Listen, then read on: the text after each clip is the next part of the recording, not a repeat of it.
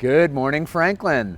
It's Monday morning, so it's time for the top 3 things you need to know this week. I'm your city administrator, Eric Stuckey, right out here right in front of City Hall on a beautiful spring day here in downtown Franklin on the square. And that brings me to the first item, which is something we talked about a few weeks ago, but one of the projects we're working on is looking at some initial design ideas for the redevelopment of City Hall and of this area of our square to bring a new City Hall right here to downtown Franklin. And we want to engage the public in giving us feedback. So right now we just launched last week a survey for citizens to give us some initial feedback and guidance on what they might want to see in a new City Hall. You just go to a website that's been established to track the projects. You can get lots of other information there too, but you go to completethesquare.com, which has a dash between each word, completethesquare.com, and click on the Get Involved tab, and then you can see about halfway down there's a link to a survey. It takes about 3 minutes to take the survey, and you can give us some feedback that'll help us. Then in May there'll be a virtual kind of living room discussion around City Hall development, redevelopment, and to have some discussion that way as well, and some other opportunities to engage in the project as we look at doing a preliminary design concept by fall time frame to share with the community. So we want your involvement there. So that's item number 1. Item number 2 is the state of the city. We've been talking about that too the last couple weeks, but it is this Wednesday at 11 a.m. The in-person seats are all booked. So if you haven't gotten your spot reserved, those slots are all taken. We got about 150 people at the amphitheater at the Franklin Park development.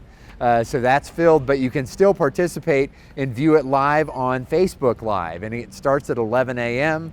We'll have lots of good information about where we've been in the last year, but more importantly, where we're headed, and some important discussions there with some community leaders, and of course the mayor telling you about his vision and how the city is moving forward. So that's the state of the city at 11 a.m. on Wednesday. So if there by chance is rain, we'll move it back a day, but we think we're going to be okay for Wednesday at 11 a.m. And then finally, Franklin Tomorrow continues its work on the Civic Index. This is an opportunity for you to engage again in telling us how the city is connecting, the community is connecting with you, or you can connect with the community and connect with one another. And it's an important insight for us to just sort of gauge where we are and look at how we maybe continue to improve in that area. And there's a couple opportunities. You can meet in person, you can do a virtual meeting, you can even set one up in your neighborhood. Go to franklintomorrow.org and go to the Get Engaged tab, and then you'll find all sorts of information about a meeting near you.